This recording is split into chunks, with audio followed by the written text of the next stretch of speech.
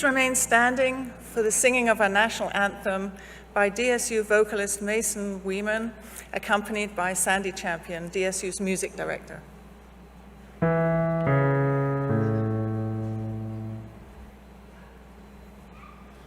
Oh, say, can you see by the dawn's early light what so proudly we hailed at the twilight's last gleaming, whose broad stripes and bright stars through the perilous fight o'er the ramparts we watched were so gallantly streaming, and the rocket's red glare, the bombs bursting in air, gave proof through the night that our flag was still there.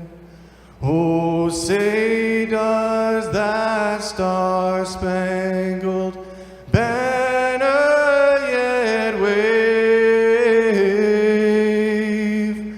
o'er the land of the free and the home of the brave?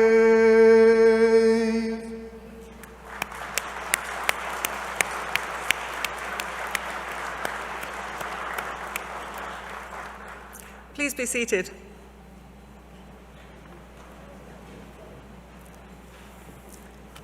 Good afternoon. I'm Yose Marie Griffiths, President of Dakota State University, and it's my great pleasure to welcome all of you to our spring commencement ceremony. This includes those of you across the street in the Playhouse and those participating online. Before we begin, I'd like to introduce some key individuals participating today. On the platform, we have Dr. Doreen Bennett, Dean of the College of Business and Information Systems, Dr. Mark Hawkes, Dean of Graduate Studies, Wendy Romero, Associate Professor of Art and Design, DSU's Interim Provost and Vice President for Academic Affairs, Dr. Jim Moran, today's commencement speaker, Dr. Miles Beacom, and representing the South Dakota Board of Regents, Regents Barb Stork. And our interpreter today is Julie Pallett from the South Dakota Department of Human Services. In the front row, we have Ms. Kathy Calise, DSU's Registrar, and Ms. Jennifer Meese, Program Assistant. Thank you. First of all, I'd like to congratulate each of you who's graduating today. We're gathered here to celebrate your success in achieving this admirable milestone in your life and career, a DSU university degree. I've always loved the Isaac Newton quote, "If I see Father, it's because I was standing on the shoulders of giants." Well, we're all standing on the shoulders of giants in this field house today. The giants who had the vision to establish this institution that's now named Dakota State University, as well as those who've sustained the university over the years. The giants of our families and friends who've made choices and provided loving support day by day throughout our lives, and then the giants of this Madison community, this state, and this country. So graduates, please stand, turn around and join me in thanking your family and friends for their contributions to your success.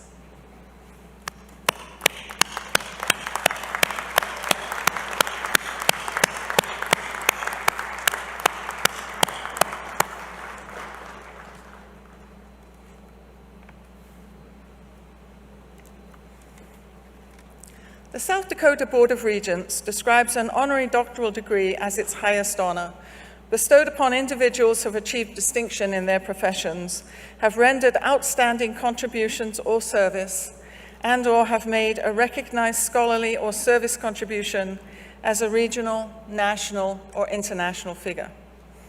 Dakota State University has a long tradition of awarding honorary degrees. And we award an honorary doctorate to a person that we determine has earned this recognition as a role model and a living illustration of the values and contributions we seek to instill in our graduates.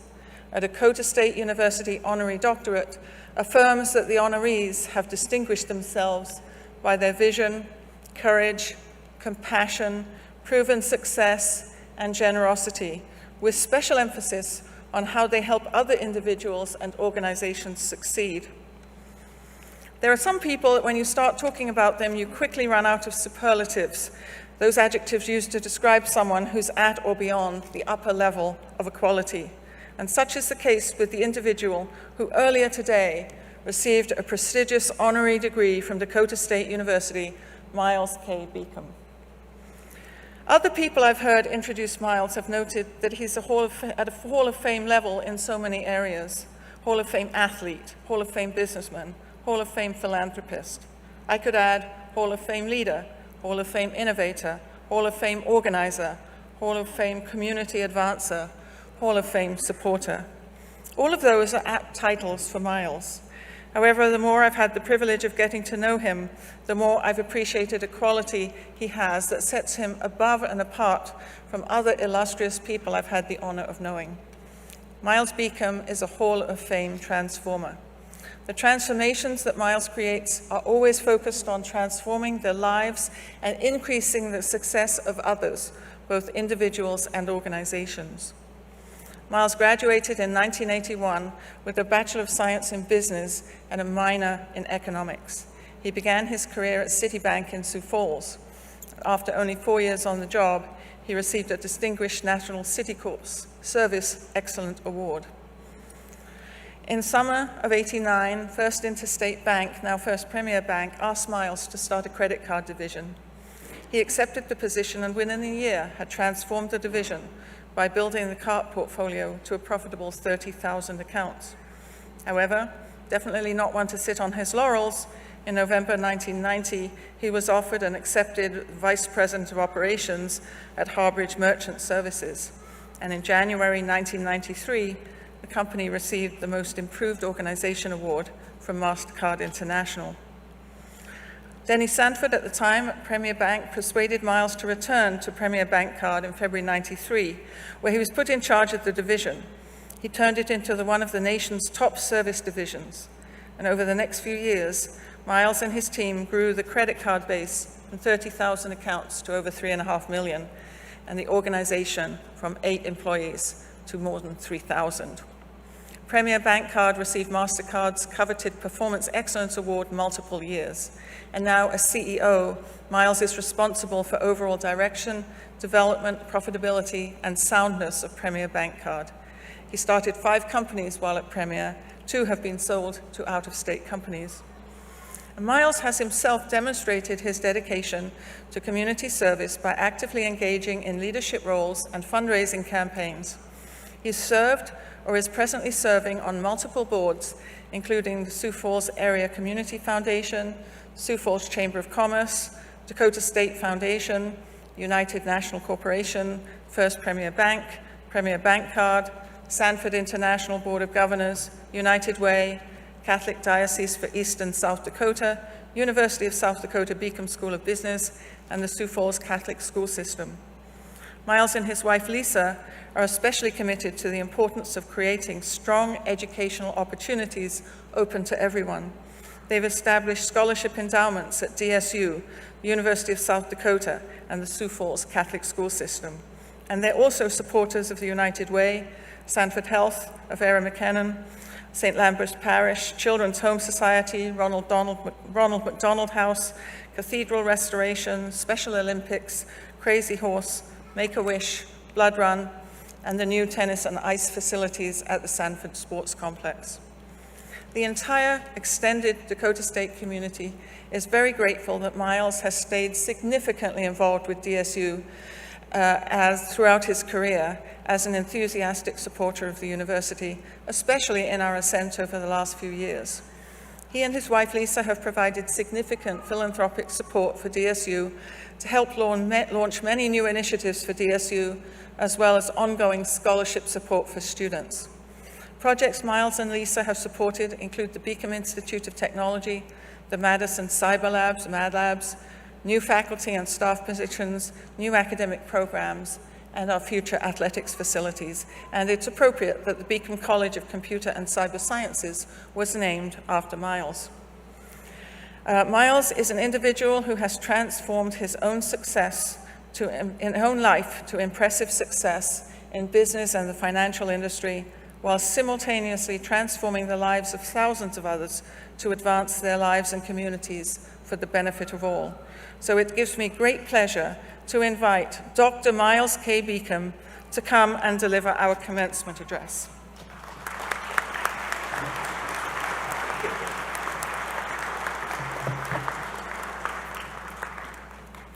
Well, good afternoon.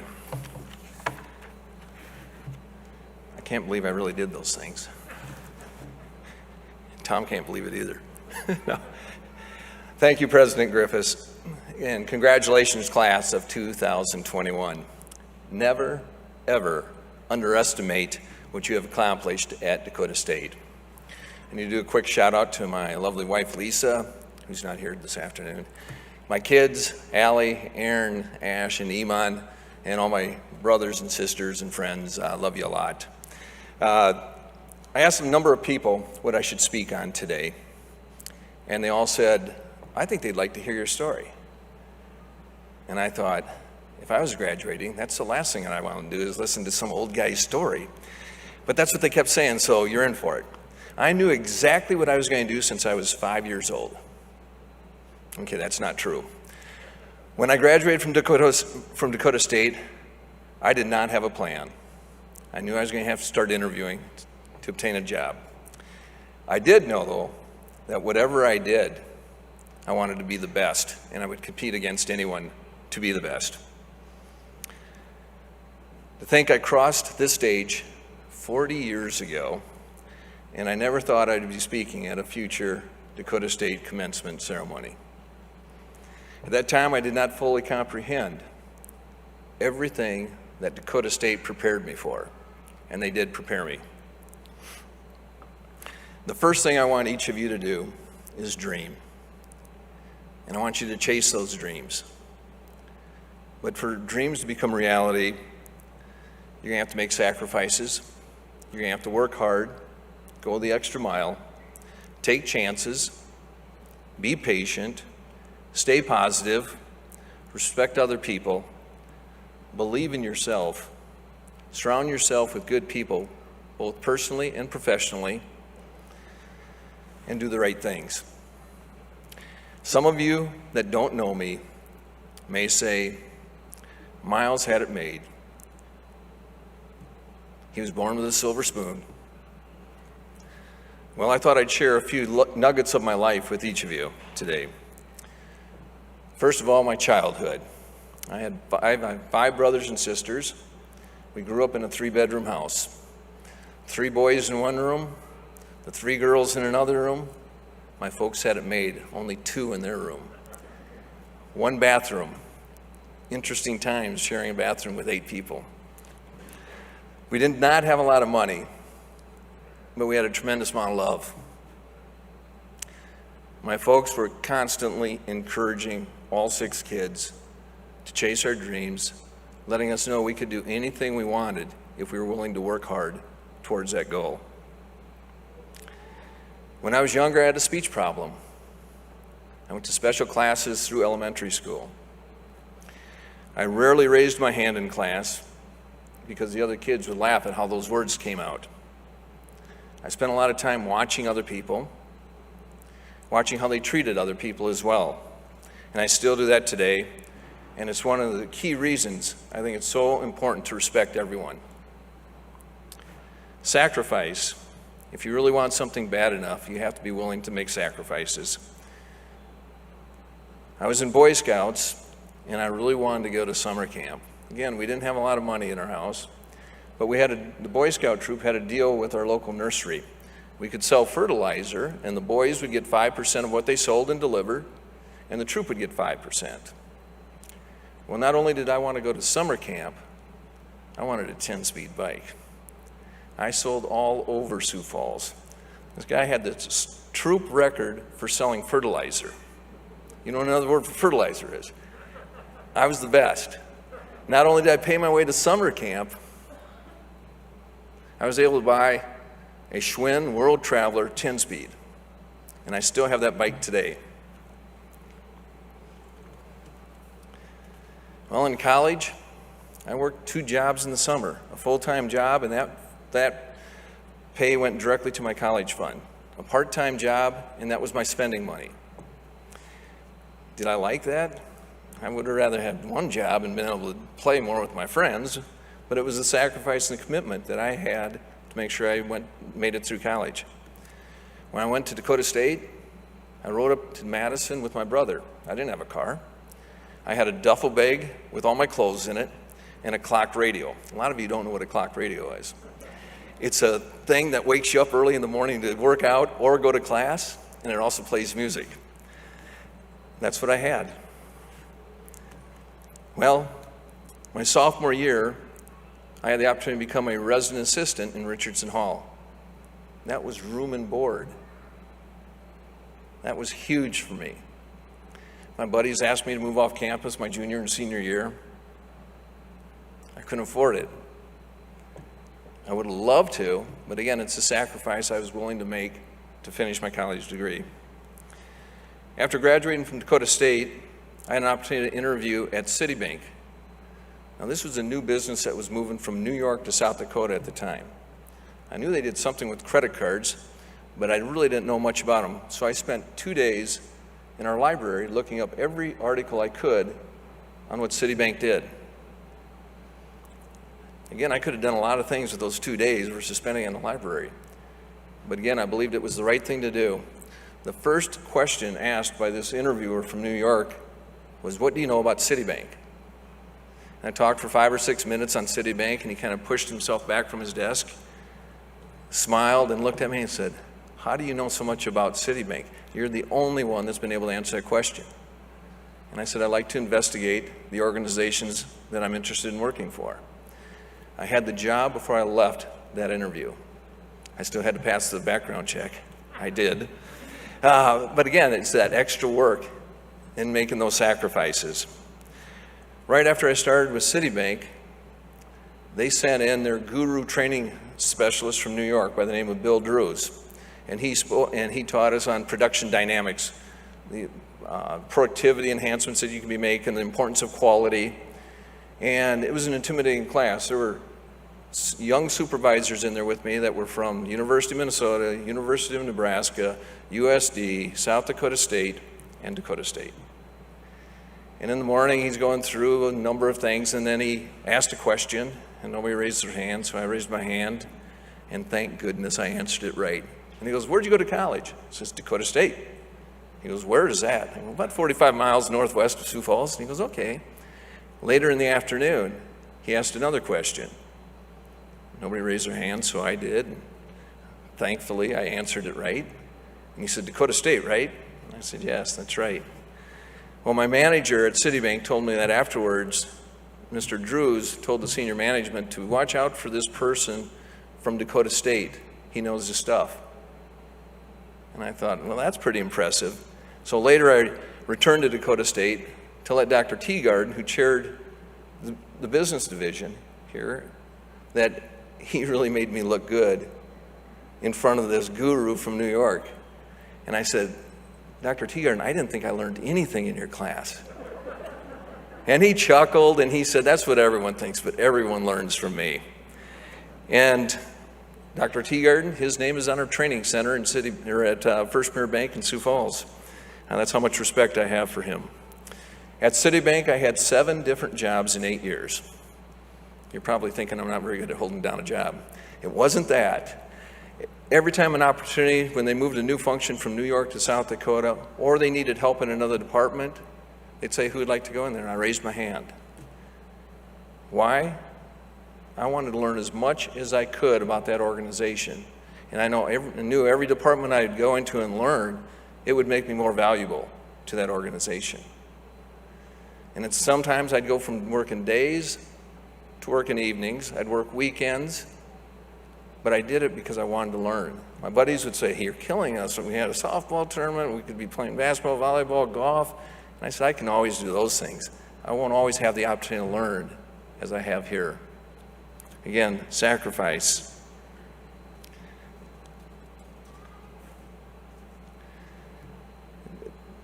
After 8 years with Citibank, I really thought I was going to retire from there. I loved it. I was given all kinds of opportunity. I was respected, but I started receiving calls from this little bank in Sioux Falls called First Interstate Bank of South Dakota. Now it's First Premier Bank. And they called me and wanted to interview me, and I said, no, I'm not interested. The third time they called me, they asked if I knew Fred Winkler. And I said, yes, I do. Fred had just resigned as being President, CEO of Citibank South Dakota. And they said that he recommended me for this job and that I'd have a cup of coffee with them.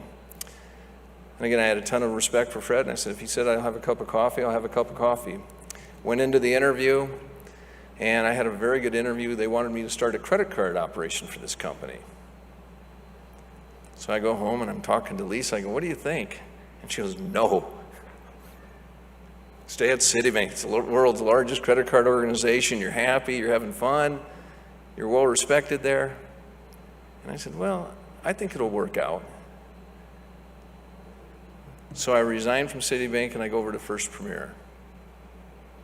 One of my first days there, I'm trying to set up the system so I have MasterCard on one phone, and I have First Data Resources, who's our system provider, on another. But we didn't have conference call capability, so I literally had my receiver from my phone on my desk to one ear, a phone from a desk outside my office on the other ear, talking to both. And I hung up, and I'm thinking, what in the world did I do? I went from the organization that had the best technology in the world to this little bank that had none. So I went in to see the president, and I said, we need to upgrade our technology in this facility.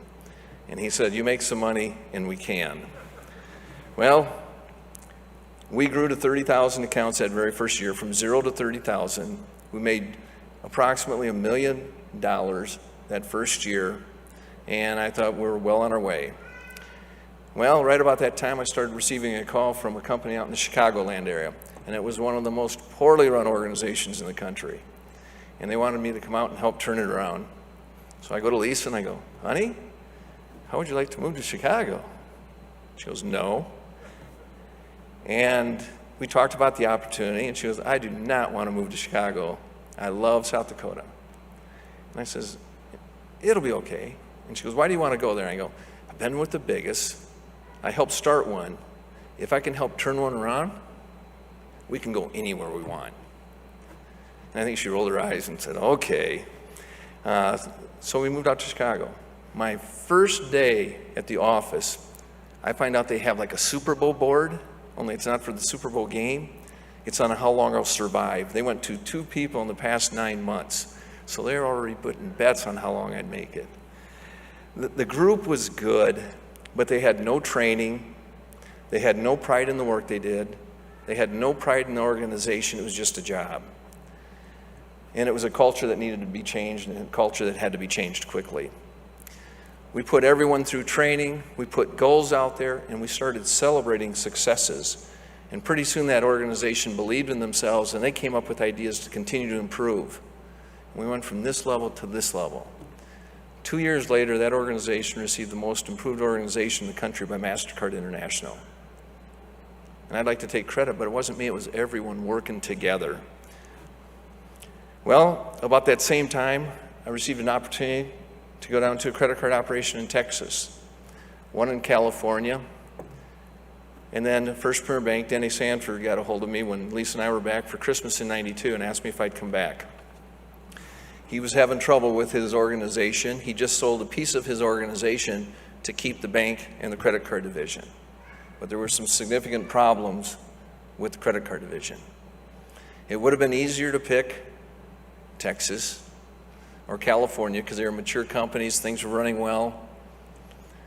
But my wife and I were struggling having kids, and we thought, it's a sign to go back to South Dakota, raise a family when they're close to their grandparents, aunts and uncles and cousins. So we came back to South Dakota. My first day back, February 8th, 1993, we have our exit review for the recent bank audit with the regulators. They give us a binder about 3 inches thick of all the problems that we have. And they say, Miles, it's nice that you're back, but don't ever plan to grow this business again. And I said, okay. I learned long ago, you don't argue with regulators. You just work hard and prove them wrong. So that's what we did. We worked our tail off, made sure we were bringing in the right people, putting the systems and controls in place so we could grow the business. Well, in August of 1993, 6 months after that exit on February 8th, they said, Miles, we feel comfortable with the controls you have in place. You can grow the business. So I told the board that, and I told Denny that, and they said, let's go. And I said, we're not ready. I need more work to do before we can grow the business. And they said, how much time? And I said, I'll let you know. They gave me until 1995, a year and a half after the examiner said we could grow, to make sure I had the people in place, the systems in place, and controls in place to grow. Early 1995, we still had 30,000 accounts, what we had back in 1989 to 90. We started growing. Today we have 3.7 million accounts. We're the 13th largest issuer in the country. And we were able to do that because we did things right. We didn't push it. Just this year, we received 3 Stevie Awards for our levels of customer service and our performance to our customers. Out of 10,000 nominations, we received 3 of those awards by doing things right. We take a great deal of pride in our people that we have within our organization, our customers, and our service levels to our customers and our community. We average about 30,000 volunteer hours in our communities that we live and work every single year. Think about that, 30,000 volunteer hours. That's a lot, and the impact is incredible. Well, you've heard enough about my business side. I'm going to tell you a couple personal traits now. Something I learned from my parents. Wake up every morning in a positive mood. Put a smile on your face and you'll be surprised how that impacts the rest of your day. When our kids were young, they didn't always wake up really positive. So I told them the story. I said, I wake up every morning, I look in the mirror and I just laugh. And the kids start laughing. They go, Dad, you're laughing at yourself. And I said, no, I've got a picture of you kids on my mirror. They didn't think that was very funny, but they remember that story today. Remain positive. People are always watching you in the good times and in the challenging times. And we all have challenging times, but they watch how you react and perform. I have friends and family members that say I've always had these rose-colored glasses on. I'm always looking at the positive side of things and believing good things will happen. If bad things do happen, and they will, pull people in to help you. Never be afraid to ask for help. I always believe that we have plenty of gray matter out there. Any challenge that comes up, you can resolve it. Here are a couple of examples, one personal and one professional, that I want to share with you. My father died on Christmas Day 9 years ago. And I had friends say, what a terrible day for your father to die. And I could have said, yeah, and I could have hated Christmas from that point forward. But I said, no, it was really a blessing. As faithful as my father was, to be called to heaven on Jesus' birthday is pretty impressive. So it all depends on how you look at things. You can look at things and find a positive way to look at something or a negative. A work-related example, government regulation is always changing, and it causes challenges to all organizations. Approximately a decade ago, we had a regulation change called CARD Act. It negatively impacted every single credit card company in the country. A number of our competitors closed their doors. We had people within our organization that didn't think we'd survive, and they left the organization. But the ones that were remaining, we worked together to find a way to overcome those challenges. And today, we're stronger than ever. One last story about my kids. The Beacom male lifeline is not real long. Most male Beacoms die at a pretty young age. My father had his first heart attack when he was 59 years old, when I was a senior here at Dakota State. That's pretty tough. And so when we had our kids, I said, I want to do something every year that they'll remember me by if something happens to me. So when the oldest was probably 3 or 4, I started getting them up on their birthday, and we'd watch the sunrise and go have breakfast together. And pretty soon, the siblings said, well, if you're getting them up for their birthday, we want to get up for their birthday too. So we'd all get up for the kids' birthday and then go have breakfast together. And when my middle daughter was 4, we had a nice party at our place. Grandparents were there, aunts and uncles were there, cousins was there. She got a really nice doll that she wanted. And before she went to bed that night, I go, Erin, what was the best part? Was it the grandparents, aunts and uncles, just the big party, playing with the cousins, or was it your doll? And she gave me a big hug and she goes, I was watching the sunrise with you, Dad. And I just melted. All my kids are away from home today, but on their birthdays, they send me pictures of the sunrise, and I send them pictures of the sunrise as well. It's not the cost or the size of the gift, it's a special time that you spend with your loved ones that's special. I'm going to end with my top 10 list for you. Work your tail off, go the extra mile, and be the best in any job that you do. 2, be willing to sacrifice personally for success. Learn new jobs, even if it's not a promotion. Be to the office early, late, weekends, whenever you're needed. 3, develop strong partnerships, home and at work. Never underestimate the love and the support that you have. 4, don't be afraid to make mistakes. This is how we learn. And don't be afraid to ask for help. 5, respect and care about your team and community. If you care about them, they'll give you back 150%. Do the right thing. Always be known as the person that people can count on to do things right. 7, remain positive and optimistic. Look for the good. Bad things will happen, but find ways to overcome them. 8, love your family. They made you who you are, and they will be with you during the good and the challenging times. 9, don't be afraid to take chances. Believe in your skills. And 10, realize that Dakota State provided you the tools to be successful. Now go out there and use those tools, and do not forget to continue to support Dakota State. Dakota State grads, congratulations, and have a great day.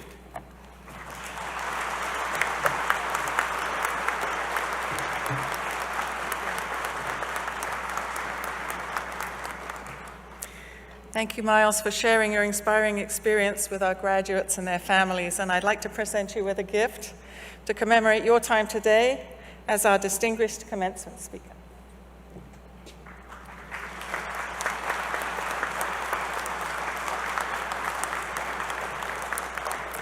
I'm now pleased to introduce a musical selection, Here's to You, under the direction of music director Sandra Champion. This is an original piece written by the DSU Voices and those participating in music here at DSU. This is Here's to You.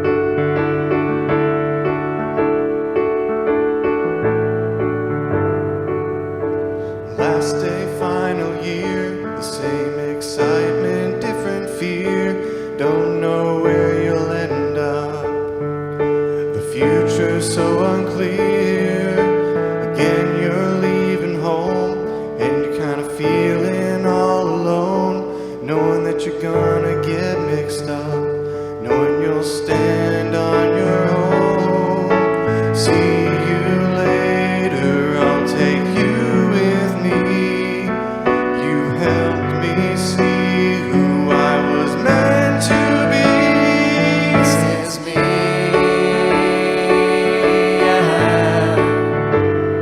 This is you, yeah, yeah.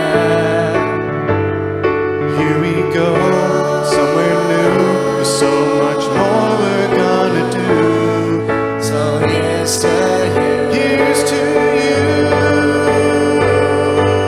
Yeah.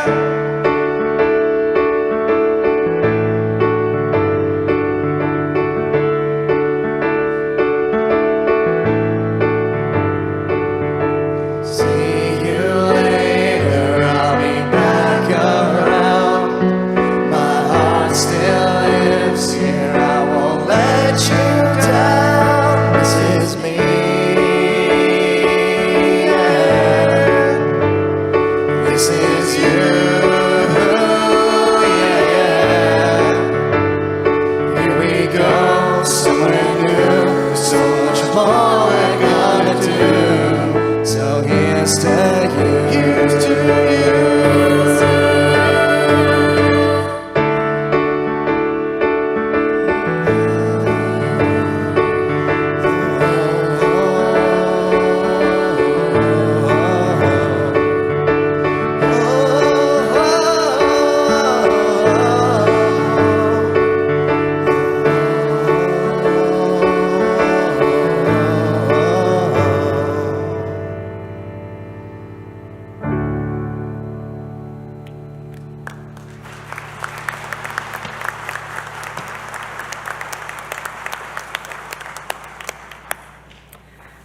I continue to be impressed by the wide range of talents of our DSU students and our broader campus community. Thank you so much for sharing your gifts with all of us through the added delight of music. The heart of any university is the faculty, and Dakota State University has an especially unique faculty, individuals who are experts in their subject areas and who have a commitment to the students. Our faculty walks side by side with our students every day, often indeed figuratively lifting them up onto their shoulders so that they can see further ahead than others. And we feel it's important to acknowledge all our faculty's contributions to today's graduates. So let's give a round of applause for our faculty.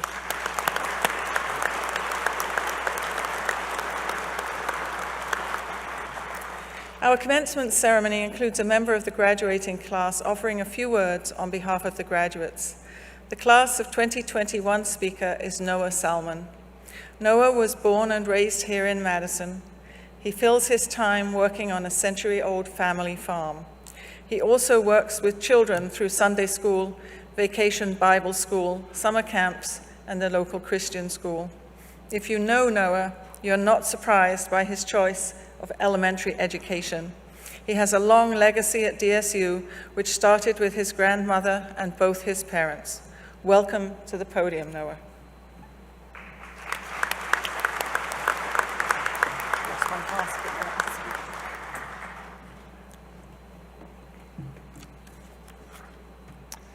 Good afternoon.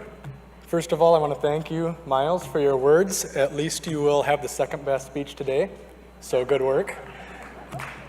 I want to welcome you all this afternoon. Thank you for giving me the opportunity to speak. Second off, I just want to apologize in advance for having to listen to me speak today. Let me assure you, though, that this will be the greatest 30 minutes of your day. And now I'm looking to see how nervous everyone around me gets who told me I only have 5 minutes to speak. When I think about today, I think about a cliche, what you expect from many graduation speakers, success. And so I want to talk about success today, but with a little bit of a spin. When I looked up what the dictionary defines success as, it defined it as the accomplishment of an aim or purpose. Great, that sounds easy, but what does success look like? Let me begin by telling you that I love South Dakota, and I love South Dakota history, learning about our history, our state history, my family history. And I enjoyed doing that this year at 4th grade in Madison as I student taught. So I want to give a shout out to Mrs. Matarisi and my 4th graders It was great learning with you guys this year. Thank you for having to endure my social studies lessons this year. You did well. And I want to thank college for teaching me something that some of your best work can come between midnight and 2 a.m. And this speech is an example of that. So back to success. For those of you not from South Dakota or familiar with South Dakota history, let me tell you about the story of Jack McCall, a history lesson free of charge. And for those of you graduates, you thought that your times of sitting through a boring history lesson ended when you walked out of Dr. Kemper's classes. Just kidding. If he's listening, I really did enjoy his classes. If he's not, I retract my previous statement. McCall's story is short. He sought and obtained fame with a brilliant plan. McCall's fame came from his successful plan of shooting notorious gunslinger and gambler Wild Bill Hickok while he was playing poker in a Deadwood saloon. McCall was also successfully executed 3 months later. So why do I share this heartwarming and truly inspiring message with you? To show you that anyone can be successful, but not everyone can choose kindness. Anyone can be famous, but not everyone can seek fame and fortune or can forgive. Not everyone can let go of the bitterness that may rise in your heart when the world around you doesn't go the way that you want it to. McCall had every opportunity to be a successful rancher, gold miner in western South Dakota, but he let hate inside of his heart rule him. Everyone here today can already say with confidence, I have obtained success. I set out with an aim, and today that goal is reality.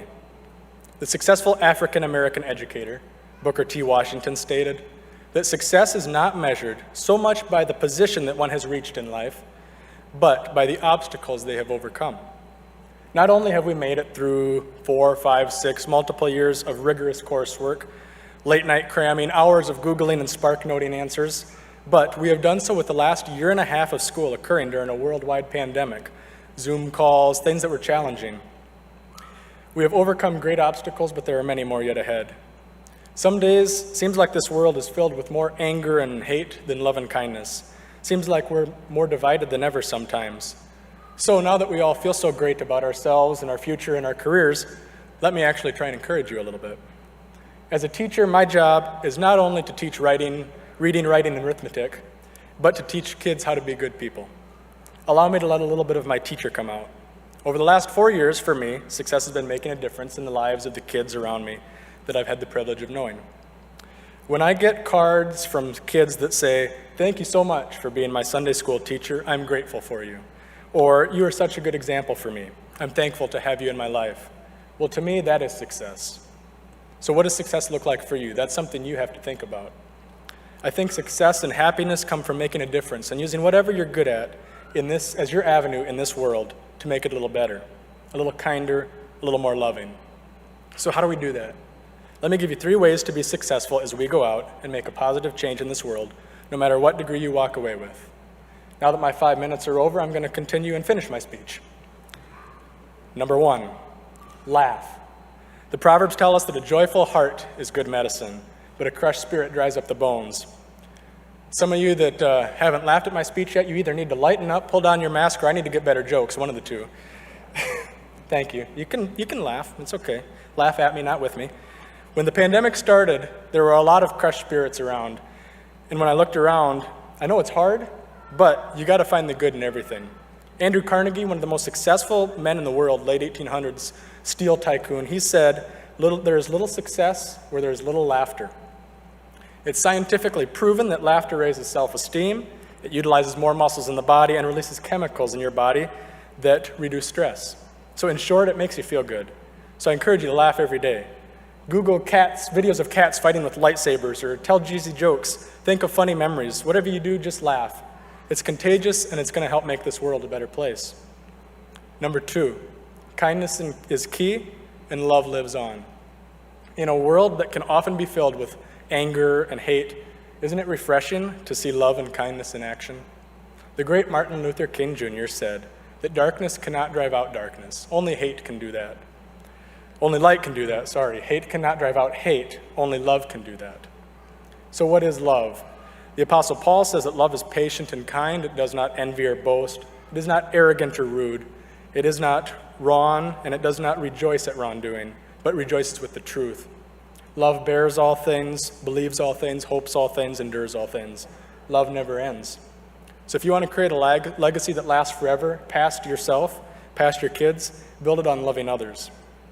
Be generous, be respectful, be selfless, and at the risk of sounding like an elementary teacher, be nice. There's one student in particular in my class that I'm student teaching with. When we had conferences trying to think of adjectives to describe her, I could only think of one word. I said, she's just nice. I don't know why we need different levels of niceness. Let's just plain and simple be nice to each other. It would be great if the world would learn this. Lastly, number 3, hold high the relationships that matter. Family, friends, and faith. Sorry it took so long, but I felt like it fit best in this part of my speech. So can we take a moment to thank all the moms here, as tomorrow is Mother's Day? Can we do that?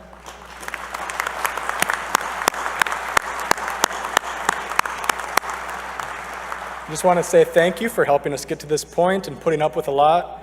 Also, Mom, hopefully this counts as your gift for tomorrow. If not, I'll run to Lewis afterwards. You're welcome. Now, relationships that matter. Spend time with your friends and family. Pour into them and laugh with them. I know they can be annoying, but what a great opportunity to practice patience and forgiveness. You can impact the people closest to you and create a domino effect of kindness. I know this sounds cliche, but it really is truly the best way to make a change in the world. The last and most important relationship I can encourage you to have is one with God. Now, I don't claim to be a preacher, although my Sunday school kids might beg to differ, but my faith is very important to me, and it involves everything I do, and it influences everything I do. Love, kindness, joy, happiness, they're all virtues found and fulfilled perfectly in God. In a newspaper column, the famous Reverend Billy Graham was asked to give a convincing piece of evidence for God. He said, there's many scientific proofs I could give, but the most important one I can put in 2 words: Jesus Christ. The reason being that once you understand who Jesus is, you'll never doubt God's existence again. In fact, you'll have every reason not only to believe in God, but also to make him the foundation and center of your life. When you do, you'll discover that he's not only real, but that he loves you and he wants to change you. And more than that, you'll discover that because of Christ, we have hope for today and beyond the grave. In a world of darkness and hate, I want to leave you with hope and encouragement, as well as strength to do what it seems to be impossible. I'm standing before you today for one reason and one reason only: God. Without him, and therefore every mentor, opportunity, and good thing, some of whom tried to get me to throw a shout out, so my Hobo soccer team and my Thursday morning men's Bible study, you guys can pay me later on for the shout out. Without God, there would be no good thing in my life. Remember that he so loved the world, including you, that whoever would believe in him will have eternal life. He's so very good, and I encourage you to trust in him. So to end, and I know that you thought I'd never get here, I want to give you a charge. Go out, do whatever you do, whatever you love, do it to the best of your ability. Remind yourself often what success truly looks like. It's not a long list of accomplishments that are on a piece of paper. It's about the people that you change and the people that they change because of you. Remind yourself to laugh often and love lots. It will make life fun for yourself and those around you. That being said, don't forget to change the people around you. Let them change you and make a difference in your life as well. Never take for granted the people you have around you. Enjoy this great world that the Lord has given us. Now, let's go and make a difference in the great big world we're lucky to be a part of. Thank you.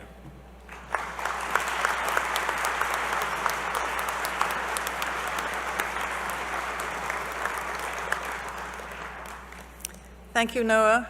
You and your fellow graduates know that you'll always have a place at home here at Dakota State. Dakota State University degrees are authorized by the South Dakota Board of Regents, and we're pleased to have Regent Barb Stork with us today to officially confer degrees on our graduating students. Regent Stork, the faculty of Dakota State University have determined that the candidates before you have completed or will complete all requirements for the degrees identified. I'm pleased to concur with the recommendation of the faculty. I present these candidates to the Board of Regents for the awarding of degrees. Good afternoon. It's an honor for me to be here and to bring greetings from all of the regents and members of the South Dakota Board of Regents. The regents along with all of your family and friends, congratulate and commend you on your achievement of a university degree. Please take our best wishes for future success in all of your personal and professional endeavors. By the authority vested in me by the South Dakota Board of Regents, I authorize Dr. Jose Marie Griffith, President of Dakota State University, to confer the degrees recommended.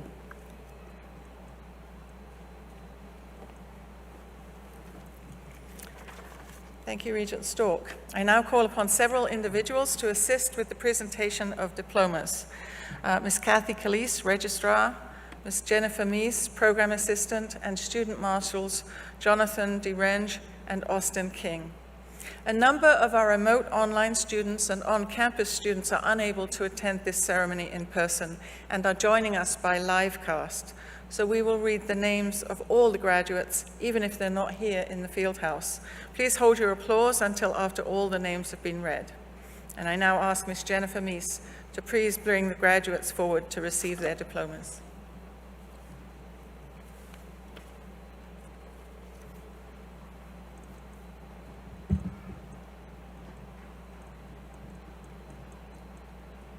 Will the candidates for master's level degrees please rise and come forward?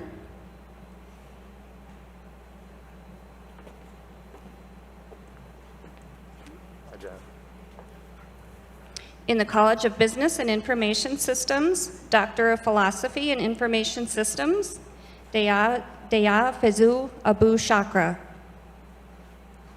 Erasmus Ekpo Etem. Thomas Michael Generic. Serena Vusula Reddy Bugamati. In the College of Business and Information Systems, Master of Business Administration and General Management, Alan D. Evans. Drew Daniel O'Brien.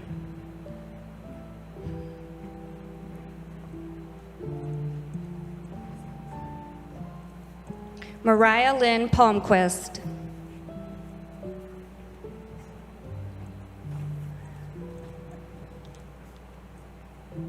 Rajesh Meganbai Pramar. Clinton L. Storm. Kartik Vangari.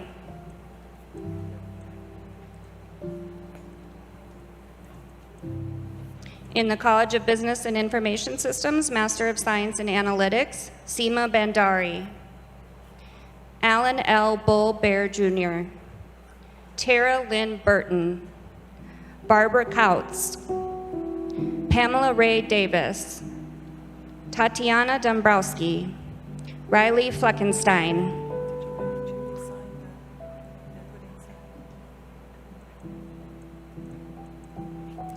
Laxmi Manasawa Gorangantu.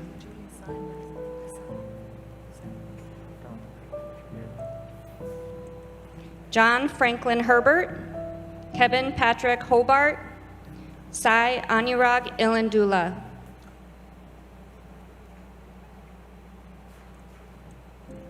Kevin Nathaniel Kuipers. Jeremy Edward Lewis. Sakan Laura Khan. Lilibeth Priza Lumbreras. Evan Edward Miles. Robert L. Miller. Monica Eve Milligan. Henry Mubaira.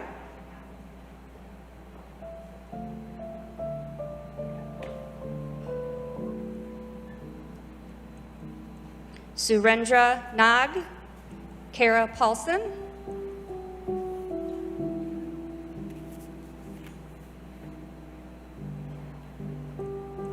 Snigdha Petty. Timothy J. Rise. Natalie Ivana Rodriguez. Dustin Ryan Schaffbauk.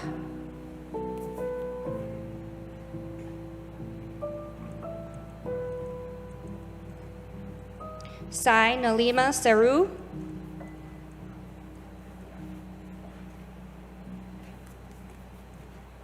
Rashni Sharma.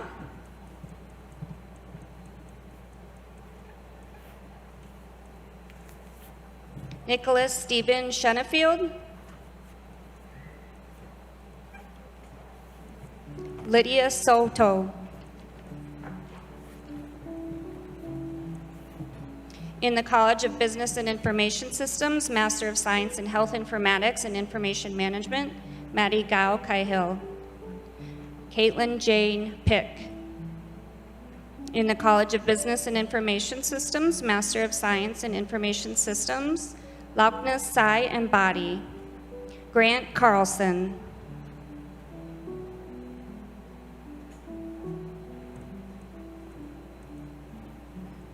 Laura Ann Huffman.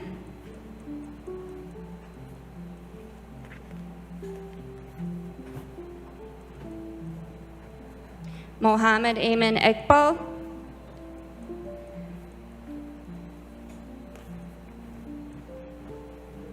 Corey Allen Cap.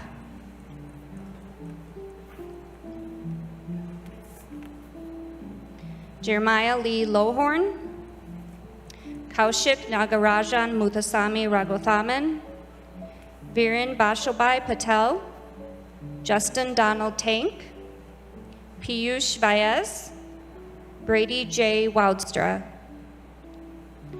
In the College of Education, Master of Science in Education and Educational Technology, Bruce Douglas Abels, Shauna Lisa Elaine Ady,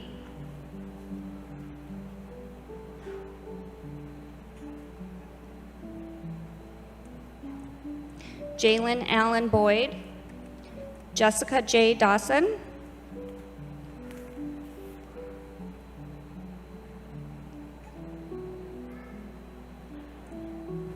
Jonathan Michael Forster, Mihail Renee Hausman,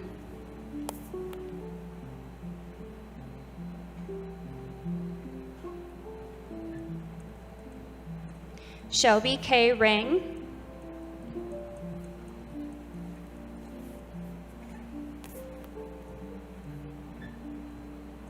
Robin Renee Schwebach,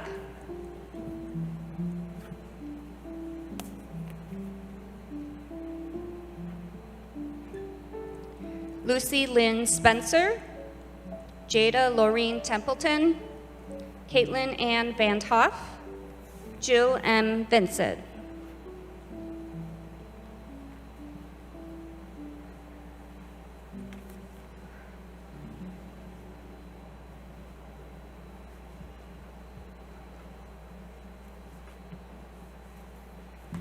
Will the candidates for the baccalaureate level degrees please come forward?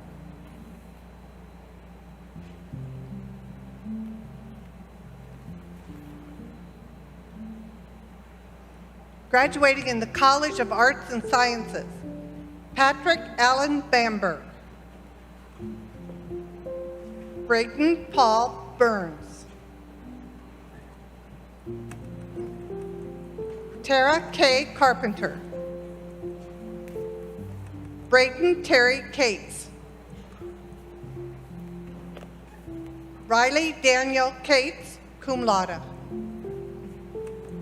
Cody John Davilar, summa cum laude. Samuel Morgan Drummond, summa cum laude. Matthew Lewis Dunn, magna cum laude. Connor L. Ford, cum laude. Haley Ann Frank, magna cum laude. Shelby Shawnette Gary, cum laude. Gabriel Herling, Brian Scott Hoaz, Angela L. Huff, summa cum laude. Riley Christian Yankee. Olivia June Jansen, cum laude. Trudy Marie Jones, summa cum laude. Lee J. Campshaw.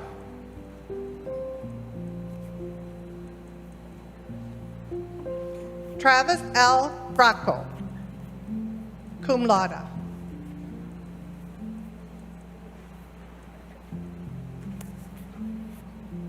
Rebecca L. Lang, summa cum laude. Riley J. Lentz. Ryan M. Little. Jasmine Marie Lucero. Albert Michael Pavlanak, cum laude. Heather Aline Peterson, summa cum laude. Kobe P.J. Pumagni. Spencer Eugene Rapp, summa cum laude. Quinn Michael Remmers. BHIM Resolve. Jacqueline Bernadette Rogers, cum laude. Corinne Lorraine Roggenbach. Andrew Joseph Rodert, summa cum laude. Colin Sabers, magna cum laude. Gregory Richard Sage. Holly Jo Sando, magna cum laude.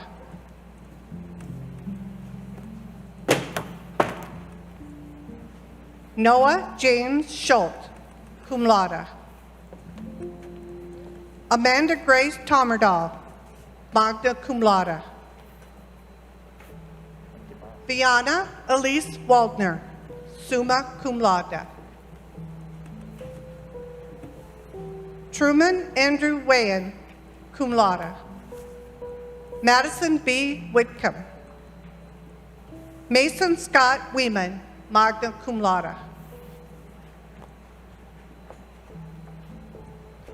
Victory R. Wilson, cum laude. Graduating in the College of Business and Information Systems, Erica Lynn Anderson. Christopher R. Archer, magna cum laude. Dalen Noah Backdahl. Jacob Matthew Banghart. Theodore David Bergman, magna cum laude. John Michael Berryhill, magna cum laude. Alexander Joseph Bean. Brock J. Booman. Alex Carbajal. Chelsea Lee Carper. Jeremy Aaron Davis. Kristen Renee Dowling, magna cum laude. Brady Robert Elder, cum laude. Gregory Allen Engbrett, magna cum laude. Miranda Jo Engels. Amanda Diane Ulberg. Kylie Christine Everson. Bridget Ann Fenger, summa cum laude.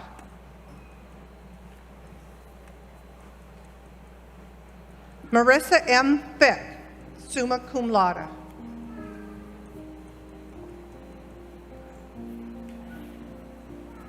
Catherine Ann Garvin. Zachary D. Ginther. Tavin Cole Hallen, magna cum laude. Carrie Lynn Hardacre. Shalia K. Hart Weber. Daniel Marie Hartz. Dylan Donovan Help. Jacob Holt, summa cum laude. Murad Ibrahim. Masood Andre Hamdida. Jesse D. Johnson. Daedric Kibbe. Gracie Cora Cleaver. Elizabeth J. Klump. Chris Leo Kropensky. Lauren Ann Mason. Kayla J. Mentley, summa cum laude. And may I ask you to note an addition, an oversight on our part. Amruddin Muhammad, graduating Bachelor of Business Administration Management, cum laude. Ryan I. Naki. Jessica M. Olinger. Elizabeth Marie Olson, summa cum laude. Trisha Diane Patel. Aaron Ray Peterson. Jonathan Vincent Randall, cum laude. Lisa M. Rowland. Alexis Elizabeth Robson, cum laude. Jose I. Sanchez. Jeremy D. Sopko. Brock Richard Steen. Carter Reed Thompson. Mason Andrew Thompson. Kayla Marie Thury. Nicholas James Tomasetti. Daniel J. Van Diest, also graduating Associate of Science. Regina Darlene Van Drau. Brandon C. Van Rosendale. Jessica Ruth Vanderwint. Kayla Marie Warnke. Joshua Frederick Wright. Jacob Scott Yeager. Graduating in the College of Education. Danielle Adjison. Jenna Ann Barnhart. Tyler Scott Basie. Grace Ann Bauer. Margaret M. Bowie. Garrett Austin Boyce. Allie L. Bright, cum laude. Amy M. Carroll, magna cum laude. Brayton S. Curnow. Jeffrey Daniel Currid. Christine M. Dugard, cum laude. Grant Alexander Dunbar. Camry Lee Esser.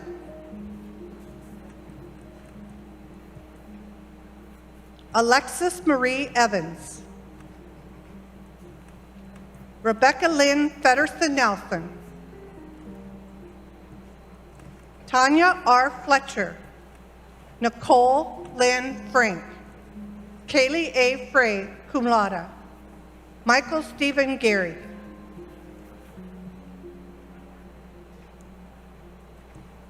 Amanda Graff.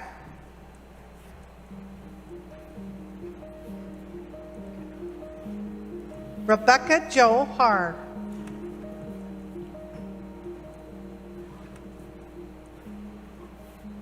Isai A. Hernandez. Elizabeth Himley, cum laude. Nicole Renee Horsley. Isaac Lee James. Samantha Lee Jennings, cum laude. Sydney Lynn Johnson, summa cum laude. Mallory Leanne Johnson Onba, cum laude. Caitlin Jo Campshaw, cum laude. Tori Ray Knowles, magna cum laude. Melissa A. Kraft.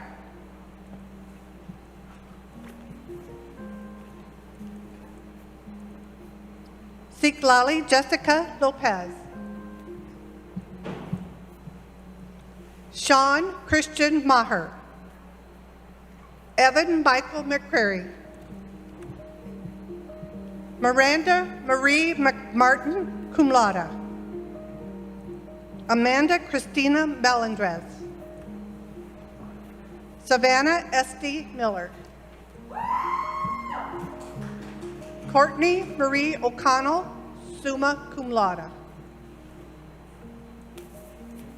Cora Peterson. Bailey A. Ramstead. Noah Stallman, summa cum laude. Jebediah P. Sanford.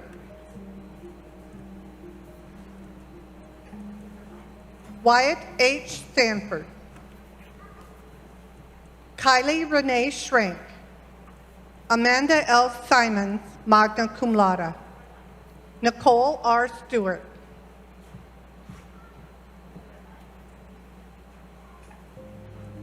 Abby J. Strasser, magna cum laude, Kyla Marie Sweer,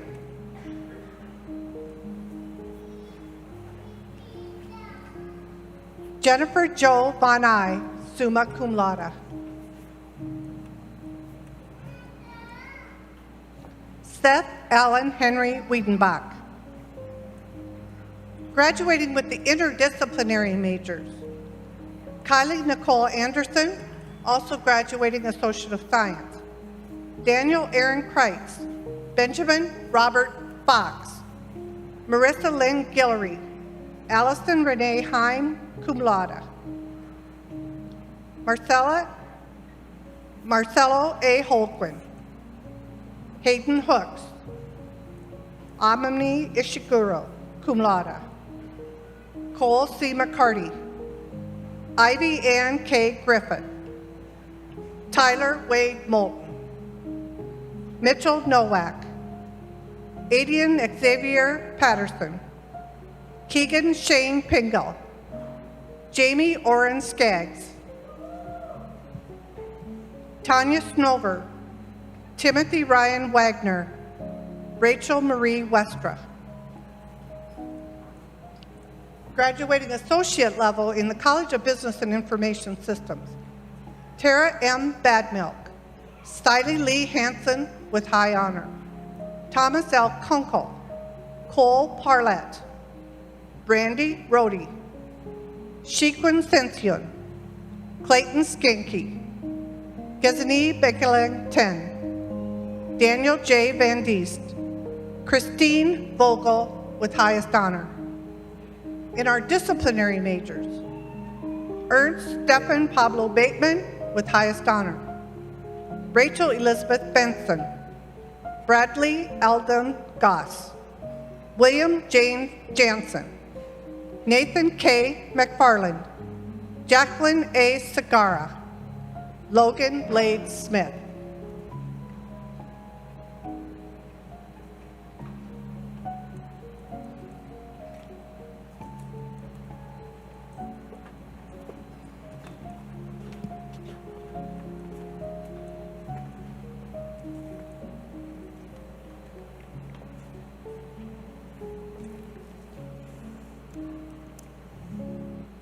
Wait in anticipation. Let's let the picture done.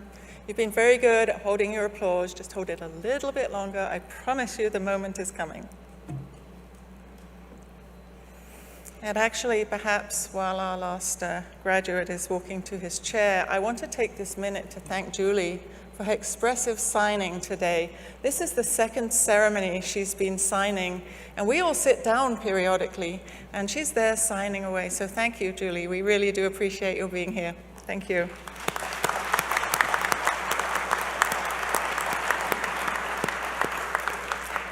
And now for the moment everyone's been waiting for. Will all the graduates please rise? By the authority vested in me by the South Dakota Board of Regents, I hereby confer upon each of you the degree to which you're entitled, with all the rights and privileges appertaining thereto. Members of this 2021 graduating class, we celebrate your accomplishments, and you may now move your tassels from your right to your left. And as you do so, I invite those in attendance to join me in applauding your success with as much noise as you can.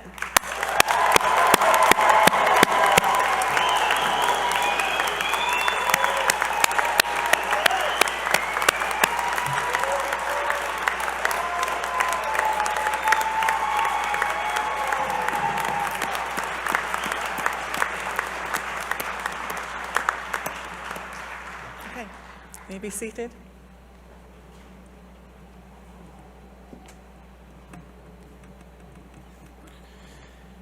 The Distinguished Alumni Award is presented to a person whose dedication to serving the community, state, or country is an inspiration to Dakota State students and alumni. Today, we are pleased to recognize Thomas Orton with a Distinguished Alumnus Award. Thomas Orton graduated with a degree in business education from General Beadle State College in 1969. He taught business-related courses to first and second year students at a junior college in Boston, Massachusetts, and this was in conjunction with his studies for graduate degree at Suffolk University. Mr. Orton is currently semi-retired consultant and investor and owner in farmland in Stanley and Durrell County here in South Dakota. He presently serves on the board of directors and advisor to Outsource Management, Inc., of which he is a founding member. Prior to this, he had a diverse career that has included a broad variety of managerial, consulting, and teaching experience in many industries. He was co-founder of Synetics Corporation, which provides a spectrum of engineering and management services to the utility industry. He also served as the president and co-founder of a company engaged in toy game industry. Mr. Orton was founder of Scientific Technology, Inc., and a founding member where he served as an advisor and senior consultant to United Energy Services, which provided services to the utility industry. Unfortunately, Mr. Orton is unable to be here today, but his good friend and fellow classmate, Lee Stoddard, is here to say a few words from Thomas and accept this award on his behalf.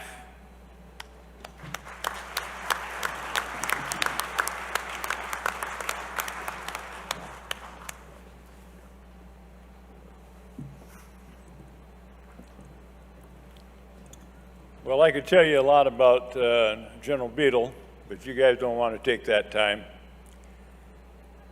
I've known Tom for over 50 years, friend, classmate, teammate,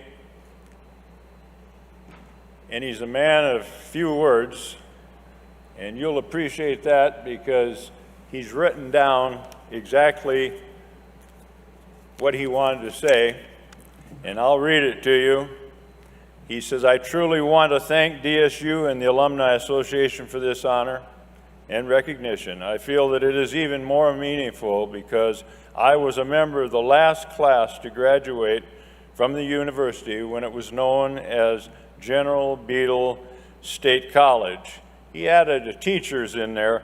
It is hard to believe that it has been over 50 years since that '69 graduation. I don't know what pearls of wisdom I could pass on to the DSU class of 2021 except to say, be prepared. Things in your lives now and in the future may not always be what you perceive them to be. And I'm sure you can appreciate the fact that there's a man of few words, and especially when you want to get out of here and go and celebrate. So congratulations to the class of 2021. I want to extend my congratulations and thank you on behalf of Tom.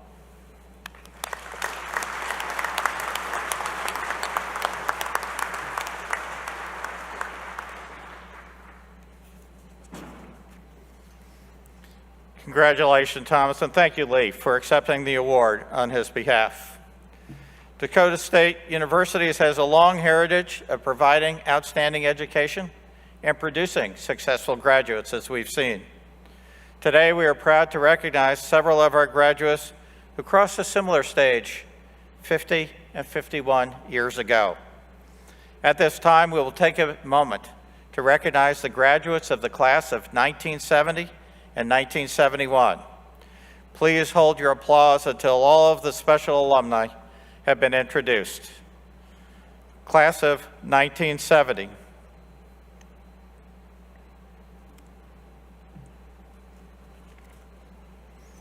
Tom Farrell.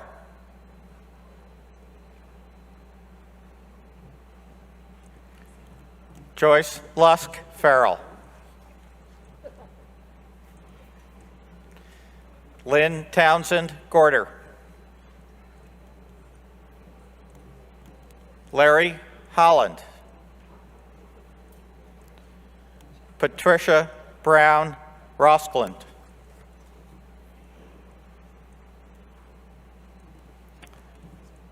Joyce Orkin Steinhoff.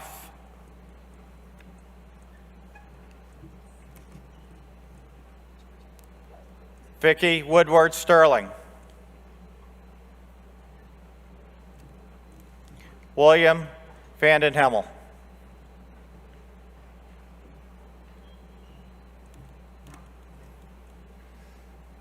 And now the class of 1971. Lauren Wagley Dolan. Mary Ulam Holland. And Rick Schmidt.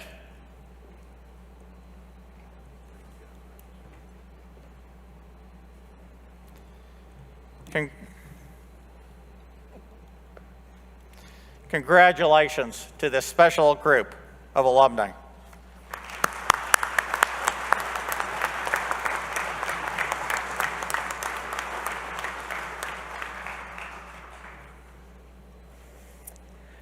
In addition to this one special group of alumni, we'd like today recognize all the DSU alumni. So would all DSU alumni please stand and be recognized and give yourselves a round of applause.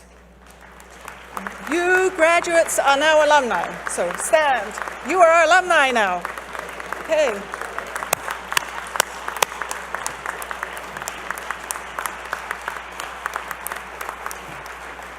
Welcome back to those of you in the audience. Yes, students, graduates don't always realize that's who they are. It's now my pleasure to call upon Tom Farrell, representing your Dakota State University Alumni Association, to welcome today's graduates as alumni of the university.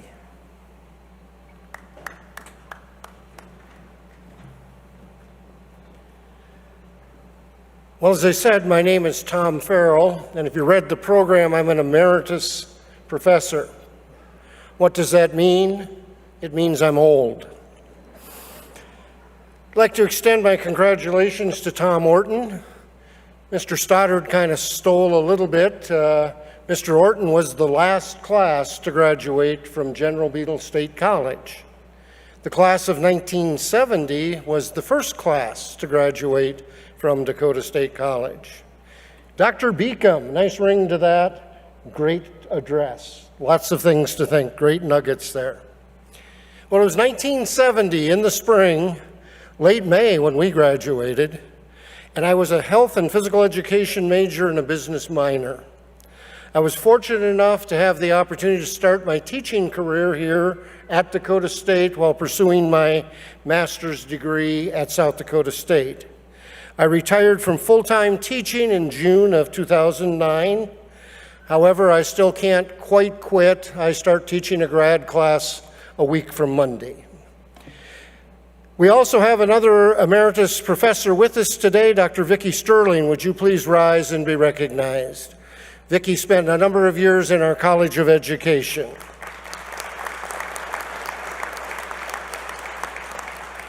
On behalf of the classes of 1970 and 1971, save those numbers because I'm going to talk to you about them later, I would like to share our class's congratulations to you, the graduates. We are really here today to honor you. Congratulations, job well done, and we certainly wish you the best of luck as you move forward with your selected career path. As we said, we all enrolled the 70-71 class at General Beadle State College. Let's hear it. All right. See, we still have it in us. The class of 70 was the first to graduate. The 71 class was the second. Believe it or not, we started at General Beadle State College, and you won't believe what they did to us. They gave us gold and blue beanies to wear around as freshmen, so they were sure who the freshmen were. During our time here, we saw new buildings. We saw the Carl Munt Library be erected. We saw President Richard Nixon come and dedicate that library. There were also buildings that were renovated, and many buildings have been built and changed.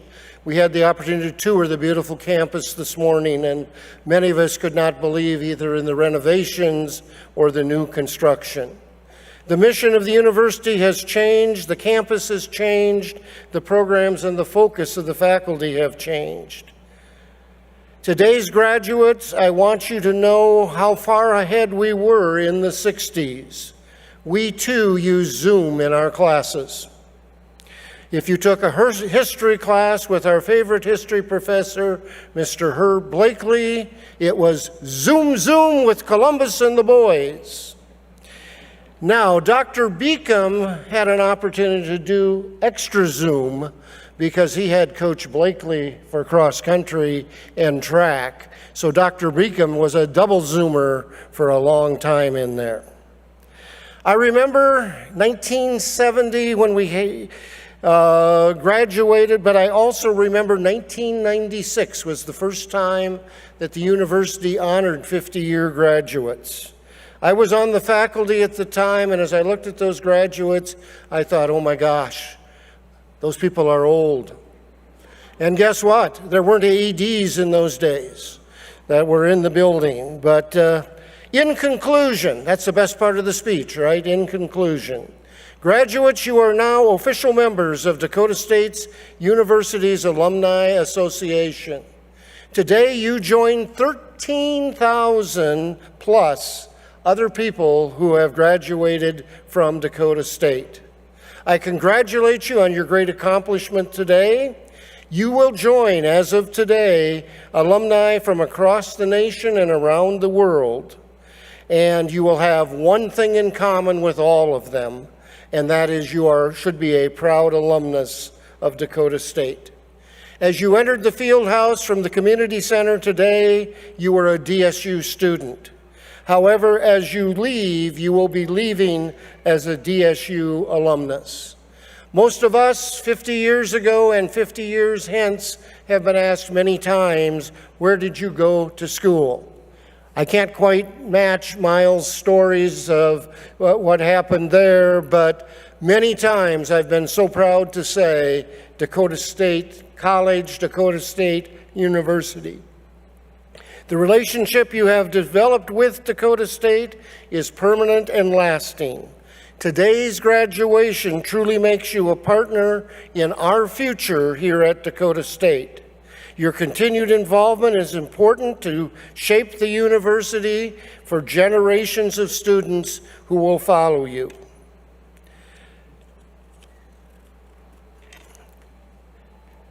Remember, graduates, in 2071, it will be your 50-year graduation.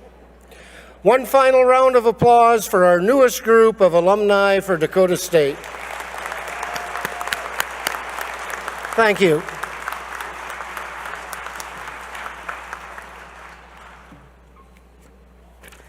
Thank you, Tom. Before we conclude, I'd like to ask that we all take just a couple of moments to savor this occasion. Graduates, or should I say new alumni, this is a significant milestone in your lives and in the launching of your careers on various trajectories of success. We don't know where your paths will lead you as you leave Dakota State, but we do know that they'll be wider and rich with greater success and experiences than had you never attended DSU. As you leave, I challenge you to take with you the knowledge of wisdom that you gained from those faculty.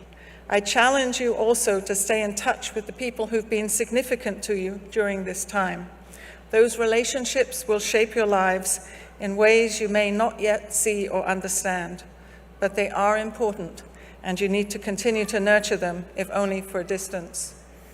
And most of all, I challenge you to stay in touch with the person that you have become during your studies here at Dakota State. Family and friends, on behalf of the faculty, staff, and students of Dakota State University, I thank you all for attending this commencement. To conclude the commencement, I am to ask that the entire audience rises for the singing of the Alma Mater by the DSU Voices. After the singing, please remain in your seats until after the recessional, and family and friends, please remain in the bleachers as you'll be ushered out to try and avoid congestion in the lobby. Thank you.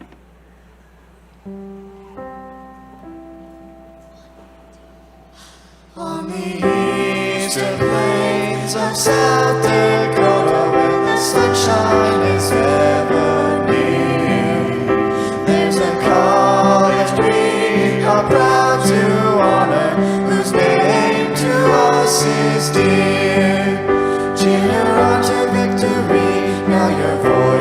is raised, for her colors blue and gold sing praise. Dakota State University, Dakota State University.